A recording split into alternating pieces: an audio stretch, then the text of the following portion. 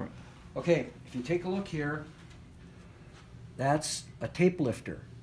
And they move in and out, so when you're in fast forward or rewind, that'll move out to put the tape away from the heads. That's a hardened piece of stainless, but it's static, so the tape gets dragged over that. And the side of the tape that gets dragged over that is the music side. I wanted to make bearings, so take a look at here. You see it's not a static guide any longer. It's a part that we had made that's a very difficult part to make. It's a whole, not only the bearings, but it's the whole contraption that fits inside the machine. So that was a project Chow Chin did, and we just finished it, and this is the very first machine that we have those roller guides on. But in fast forward and rewind, bing, they push out and there's no more friction. So that tape in fast forward and rewind just floats smooth as can be. And the same thing with these up here. These are static tape guides from the factory. Same thing, a hardened piece of stainless. Right. Tape drags over that.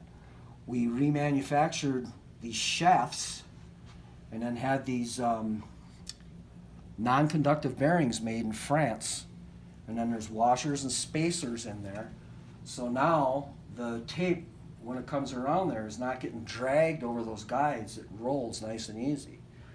The last guides that we have left to make are the top guide here on the head assembly and the bottom. And I just got the prototype for the top. And I tried it before I left, and it works. So we're going to have the tops done. They'll go into production, and then we'll have the bottoms. And once these things are done, the entire tape path will be smooth as can be, all rollers, nothing getting dragged. Yeah, because that eats up on the backing of the tape. Sure, it eats up on it. I mean, everything. Yeah, I mean you'll get not only tape shed on old tapes, but the back coating will rub off on those guides. On these And guides muck 'em here, up, you're wearing out the inside of the tape where the music's on. Yeah. So I mean that's a project from beginning to end. I can't even tell you how much money was spent on the whole project, and I'm not done yet because I have those other ones to go. But this is what I got to argue with them about. How come the unit to the right, the far right, is taller than the other ones? There's something in between there that's a different, right? It's Is it this, it's still in the 1500? it's a 1520. Oh, 1520. It's got balanced input and output. It's a machine that back in the day, it has front panel bias and EQ adjust. Okay. But back in the day, you know, you had 20 different tapes, Max L this and that, and Fuji and all that. Right. Well, those controls would allow you to tweak the machine out before you record it. Okay. So it set the record calibration for you so it would record nicer on that tape. Okay. So back then, that was a really good feature to have. Okay. So it came like that from the factory. Came like that from the I factory. never seen that. It But- must be rare, right, compared to the others.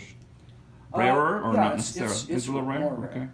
Cool. But now, you know, with the ATR tape, the brand new tape, I bias and set that equalization for ATR tape, which is the best tape you can get. It's brand new. And that's +9 tape, isn't it? Can be, isn't it? Yeah, it's +9 tape. So this machine can handle +9? All of them can. All of them can. Yeah.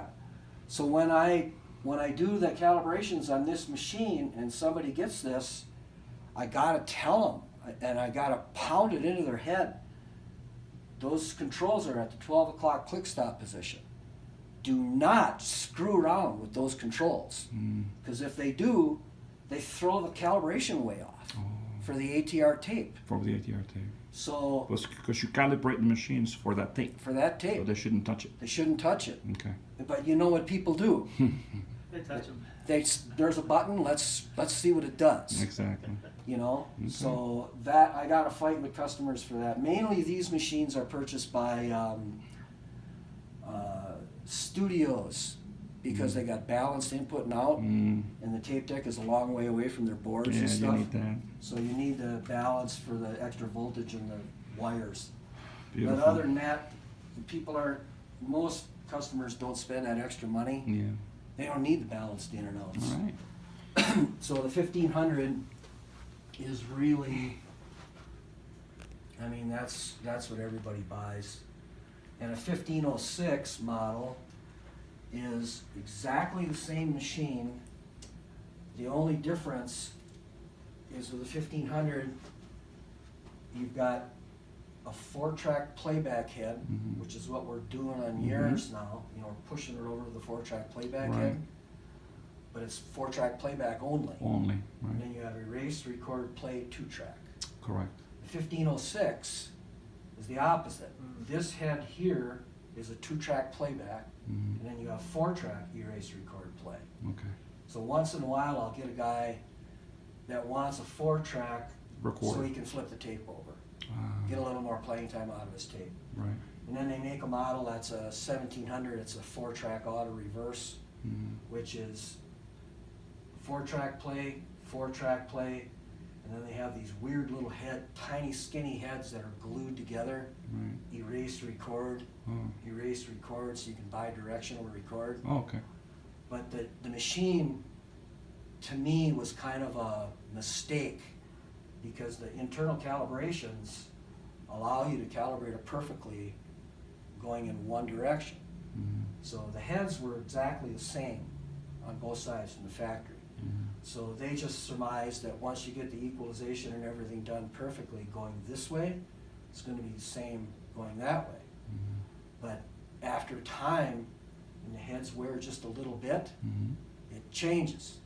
So if you run that auto reverse machine for a year, put it back on a bench and put your test tape on there and see what it's doing this way and this way, Mhm. they're different. And it's usually the high frequency that changes.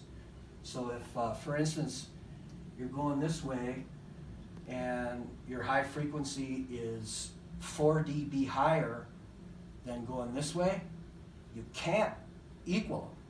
So what you have to do is I have to take this, turn it down 2 dB, and take this and let it go up 2 dB, so you're making a compromise. Mhm. You know, they're both going to be off. Right. But if you leave it be, this one will be, you know, fairly bright, and that one will be dull going that way. Right. So how I've done that to solve that problem is I eliminate these shitty little heads that are glued together, Mhm. erase, record, get rid of them. And I put in a full-size erase, full-size record. Mhm. So you record normally in normal 4-track. I can calibrate the machine perfectly, and the customer has to take the tape and take it off to record Right. side 2. Right. So in essence, both sides of that tape are recorded exactly the same. Yeah.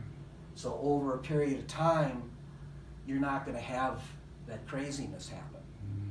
So the customers don't like it so much Mhm. when I tell them that I strongly suggest you spend the money on that modification. Right.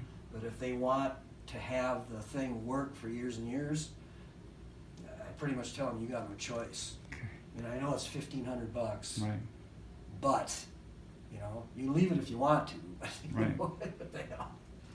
So that's Awesome. Well, thanks it's for stuff that like that. Now we introduction. manufacture head blocks